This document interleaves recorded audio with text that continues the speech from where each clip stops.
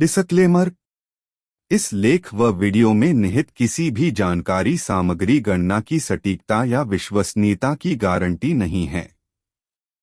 विभिन्न माध्यमों, ज्योतिषियों, पंचांग, प्रवचनों, मान्यताओं, धर्म ग्रंथों से संग्रहित कर ये जानकारियां आप तक पहुंचाई जाती हैं। हमारा उद्देश्य महज सूचना पहुंचाना है।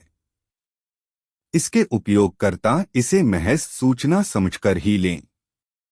इसके अतिरिक्त इसके किसी भी उपयोग की जिम्मेदारी स्वयं उपयोगकर्ता की ही रहेगी। धन्यवाद।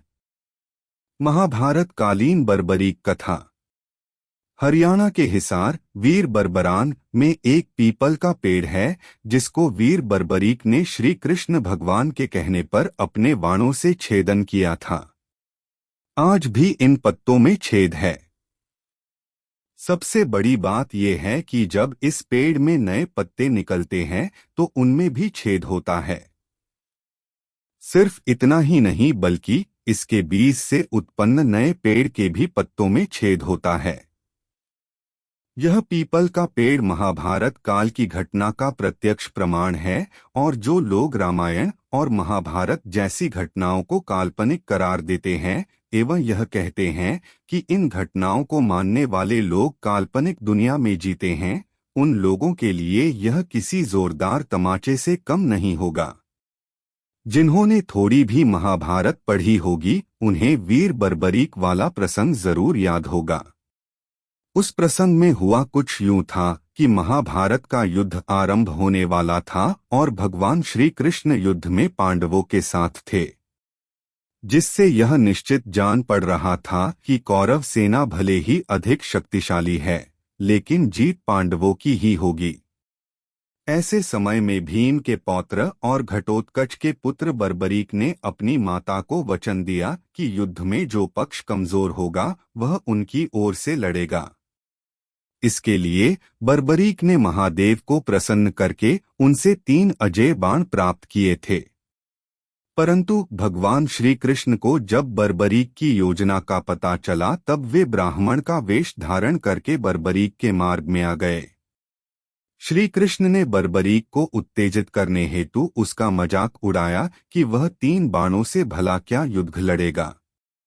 कृष्ण की बातों को सुनकर बर्बरीक ने कहा कि उसके पास अजेय बाण है और वह एक बाण से ही पूरी शत्रु सेना का अंत कर सकता है तथा सेना का अंत करने के बाद उसका बाण वापस अपने स्थान पर लौट आएगा।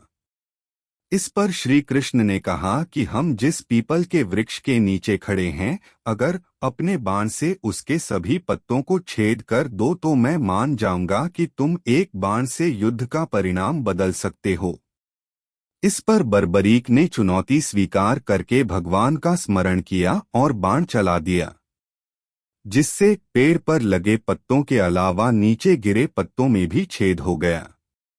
इसके बाद वो दिव्य बाण भगवान श्री कृष्ण के पैरों के चारों ओर घूमने लगा, क्योंकि एक पत्ता भगवान ने अपने पैरों के नीचे दबाकर रखा था।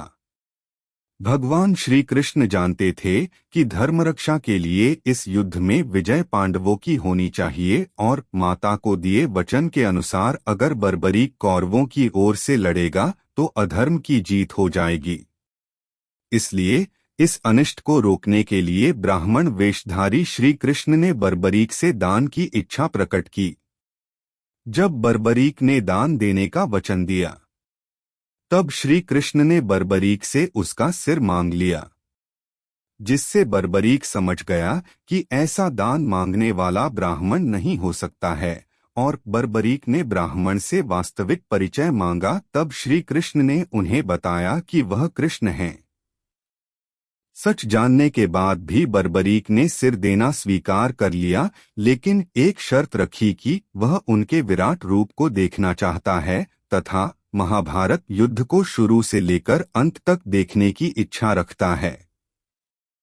भगवान ने बर्बरीक की इच्छा पूरी करते हुए सुदर्शन चक्र से बर्बरीक का सिर काटकर सिर पर अमृत का छिड़काव कर दिया और एक पहाड़ी के ऊंचे टीले पर रख दिया, जहां से बर्बरीक के सिर ने पूरा युद्ध देखा।